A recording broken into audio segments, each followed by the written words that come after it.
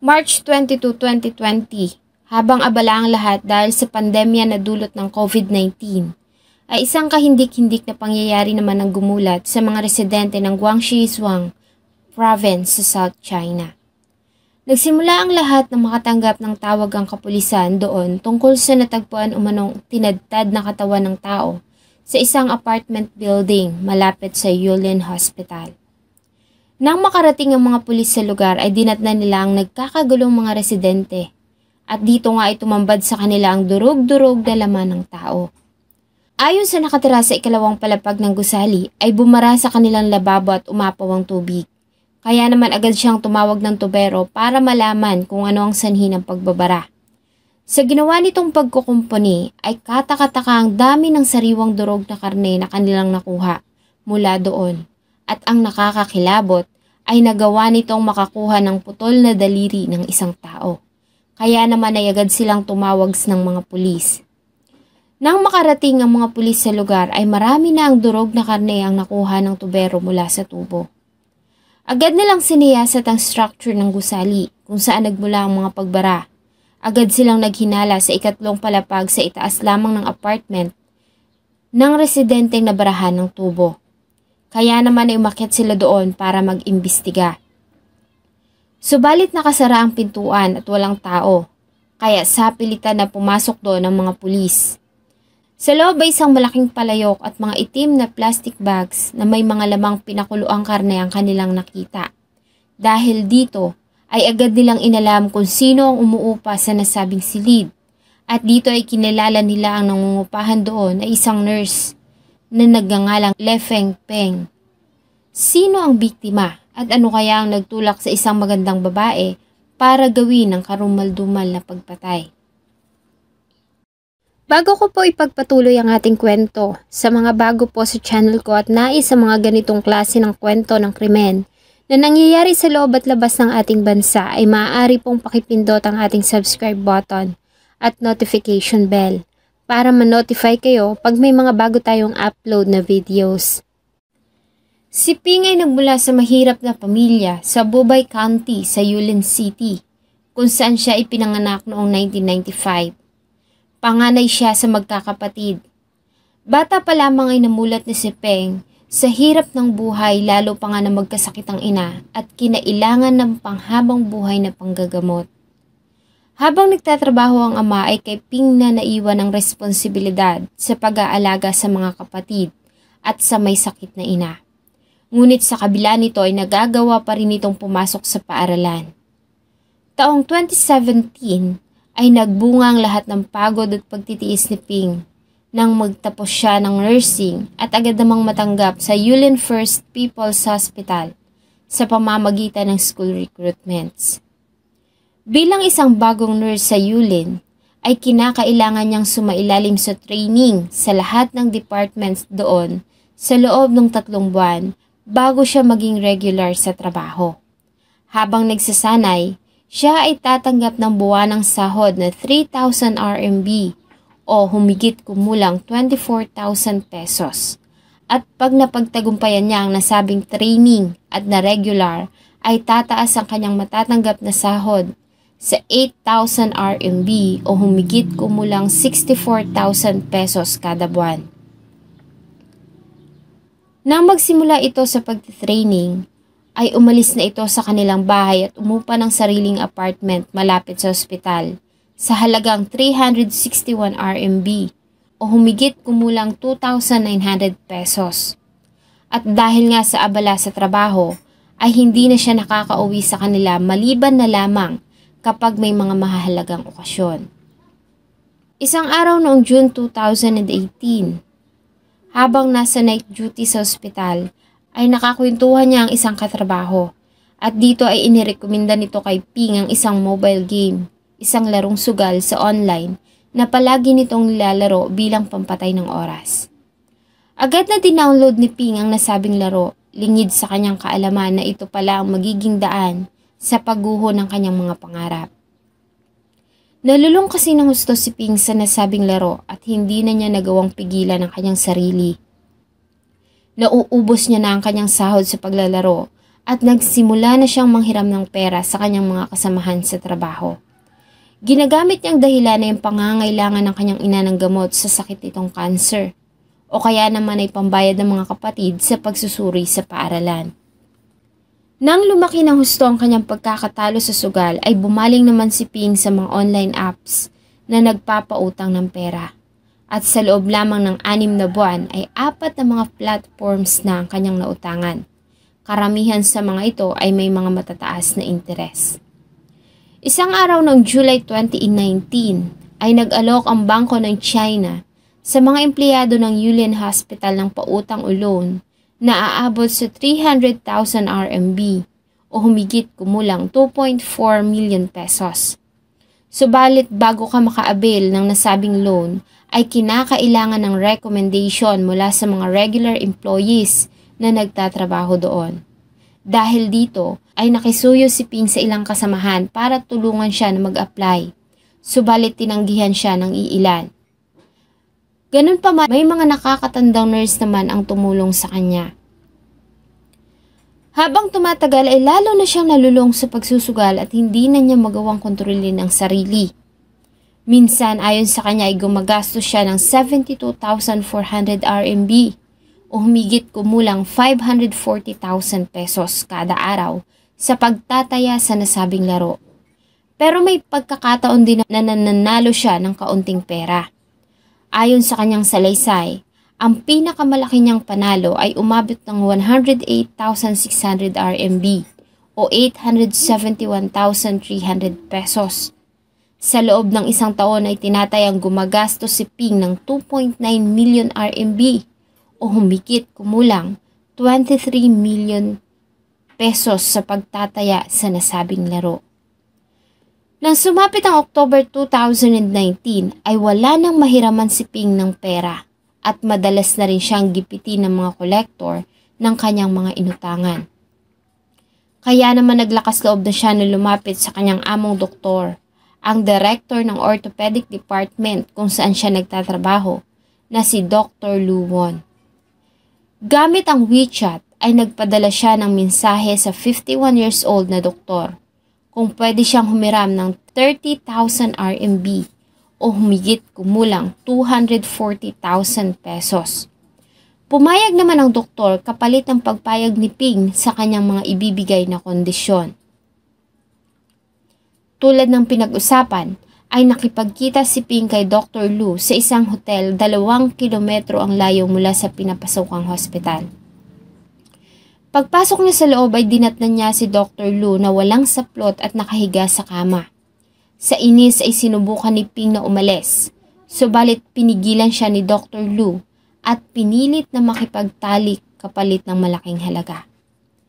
Tinupad naman nito ang pangako dahil sa kinabukasan ay nakatanggap si Ping ng 53,529 RMB o humigit kumulang 430,000 pesos mula sa doktor. Ang ganitong pangyayari ay naulit pa ng ilang beses. Natanggap din ni Ping ang 30,000 RMB o humigit kumulang 240,000 pesos na perang hinaram nito kay Dr. Lu.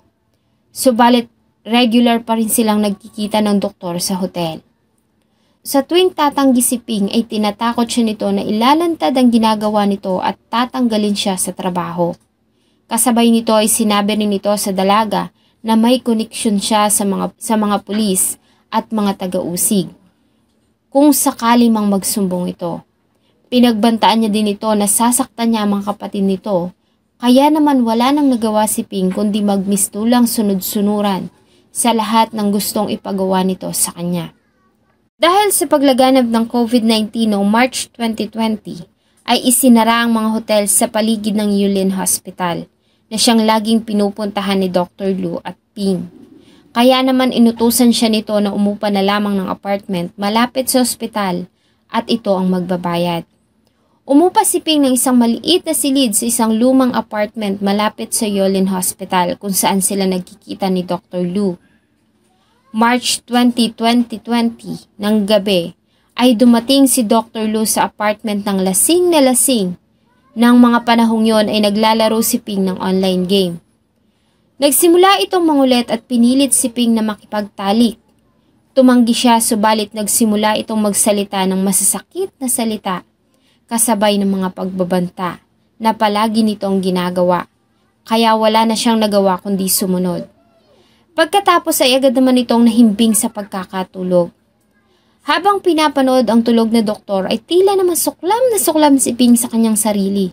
Habang nakaupo sa gilid ng kama, kinuha niya ang cellphone at naghanap sa Baidu, isang Chinese site na katulad ng Google. Dito ay nag-search siya kung ano ang dapat sa isang taong labis mong kinapupuutan. Isa sa mga nabasa niyang sagot ay iligpit ang nasabing tao. March 21, 2020, ng bandang 1:00 ng madaling araw, ayon kay Ping, ay kumuha siya ng 1 metro at kalahating cord at ipinalupot ito sa liig ng tulog na doktor. Sa kanya iyon hinila ng mahigpit. Nagising si Dr. Lu at nagpumiglas, subalit mahigpit ang pagkakahawak ni Ping sa tali hanggang sa tumigil ito sa paggalaw. Sinuri niya ang carotid artery nito at nalaman na wala na talaga itong pulso. Ayon kay Ping ay nagsagawa pa siya ng CPR sa doktor, subalit wala na talaga itong tugon kaya naman natiyak niya na wala na talaga itong buhay. Gamit ang fingerprint ni Dr. Lu ay inunlock ni Ping ang mobile phone nito, saka inilipat ang 98,000 RMB o humigit kumulang 780,000 pesos mula sa Alipay account nito sa kanyang personal account. Subalit mabilis naman na binawas ng kanyang mga pinagkakautangang online platforms ang pera at tanging 971 RMB o 7,800 pesos na lamang ang natira sa kanya.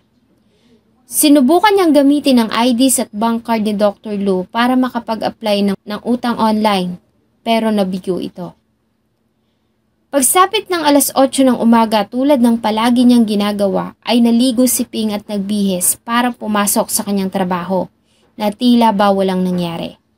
6:00 na ng hapon nang bumalik siya sa apartment. Mula 8:00 ng gabi hanggang 5:00 ng hapon kinabukasan March 22, 2020 ay ginugol niya ang kanyang oras sa pagpuputol-putol sa katawan ni Dr. Lu. Naisip niya kasi na kailangan na maaga niyang mailigpit ang katawan para maiwasan ang pagdami ng bakterya. Ang ilan sa mga bahagi ng laman ay pinino niya at siyang itinapon niya sa lababo na naging sanhi ng pagkakabara. Ang ilang bahagi naman ay nilaga niya para hindi mabulok at bumaho. Pagkatapos ay umuwi siya sa sariling inuupahang apartment para kumuha ng damit. Itinapon niya rin ang sapatos at damit na may mga mantsa ng dugo. Pagkatapos magbihis ay pinuntahan niya ang kotse ni Dr. Lu para hanapin ang promissory note na ibinigay niya dito pero hindi niya iyon natagpuan. Nagpadala din siya ng message sa asawa ni Dr. Lu para sabihing nasa labas siya ng bayan para sa isang operasyon. Nang tumawag ito ay hindi niya iyon sinagot, sa halip ay muli siyang nagpadala ng mensahe saying na nasa inuman siya, medyo maingay kaya naman hindi niya masagot ang tawag. Hindi naman mapakali ang asawa ni Dr. Lu dahil sa tila may kakaiba sa paraan ng pagpapadala ng asawa ng mensahe. Kaya naman nagdesisyon nito na tumawag sa ospital at dito nga ay nalaman niya na 2 araw na hindi pumapasok sa trabaho ang kanyang asawa.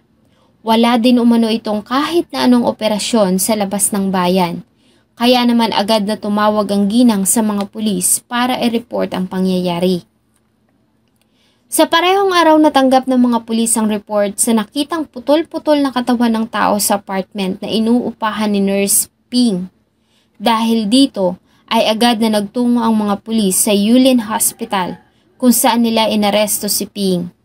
Inamin nito ang ginawa niya kay Dr. Lu, subalit ayon sa kanya ipinagtanggol niya lamang ang kanyang sarili kaya niya ito pinatay at inakusahan nito ang doktor ng panghahalay at panggagahasa.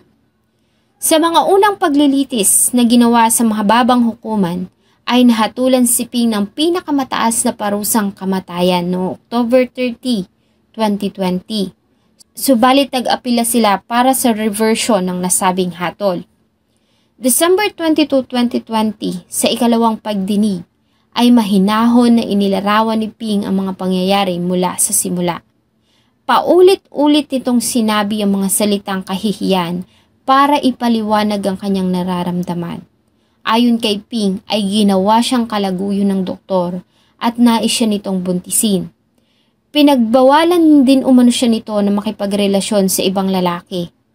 Galit din na sinabi ni Ping sa harap ng hukuman na kahit kailan ay hindi niya magugustuhan ng doktor maliban kasi sa matanda na ito ay nandidiri umano siya sa matandang doktor na hindi nga umano karapat-dapat kahit maging tatay niya. Sa ginawang mga paglilitis ay pangunahing naging basihan ng pagtatalo sa pagitan ng depensa at ng mga umuusig ay ang aligasyon na panghahalay at panggagahasa. Subalit napatunayan ng hukuman sa pamamagitan ng natagpuang promissory notes sa opisina ni Dr. Liu na nagkaroon nga ng pagkakautang si Ping sa doktor. At napatunayan din na ilang beses na nakatanggap si Ping ng pera mula dito kapalit ng kusang loob nitong pagpunta sa hotel para makipagniig sa doktor. Kusang loob niya rin na pinapasok ang doktor sa silid ng inuupahang apartment, kaya naman nawala ng halaga ang kanyang alibay. August 20, 2021 ay muling pinagtipay ng mataas na hukuman ng Guangxi ang parusang pinataw ng mababang hukuman kay Ping. Muling nagpasa ang grupo ni Ping ng apela subalit ibinasura na ito ng mataas na hukuman. Hanggang ngayon si Ping ay nakakulong at naghihintay ng araw kung kailan ipapataw sa kanya ang parusa. Sa isang interview sa media ay luhaan at hindi naman makapaniwala ang ama ni Ping na ang mabait, maamo, matipid at masipag niyang anak na si Ping ay magkakautang ng halos $250,000,000 dahil sa pagkakalulong nito sa sugal. Hindi rin niya lubos maisip na magagawa nitong pumatay ng tao sa karumal-dumal na pamamaraan. Ayon sa ama ay pinagmamalaki niya ang anak dahil sa kahit na anong hirap nila ay nagawa nitong makapag-aral at makakuha ng disenteng trabaho. Ito din umano ang nagmistulang modelo at talaga namang hinahangaan ng kanyang mga nakababatang kapatid. Kaya naman hindi niya lubos maisip na mangyayari ito kay Ping. Sa mundo ng paglalaro online ay gumagastos si Ping ng libo-libong dolyar araw-araw. Samantalang sa totoong buhay ay naghihirap ang kanyang ama sa pagtatrabaho para sa kanyang mga kapatid at pambili ng gamot ng may sakit niyang ina. Kung hindi kaya nito pinasok ang mundo ng sugal ay marahil iba ang naging kinabukasan nito. Sa kasalukuyan ay laganap ang mga laro online at marami hindi lang sa ibang bansa maging dito sa atin ang nalululong dito. Sa China sa kasalukuyan ay mahigpit ng pinagbabawal ang mga online na pagsusugal, kasunod ng sunod-sunod na krimen na naitala na may kinalaman dito. Salamat po sa inyong patuloy na pagtangkilik sa atin po ang mga videos. Huwag niyo pong kalimutang mag-iwan ng saloobin at suggestion sa atin pong comment section. Sana po ay samahan niyo po akong muli sa susunod pa nating mga episodes. Thank you so much po and see you on my next video.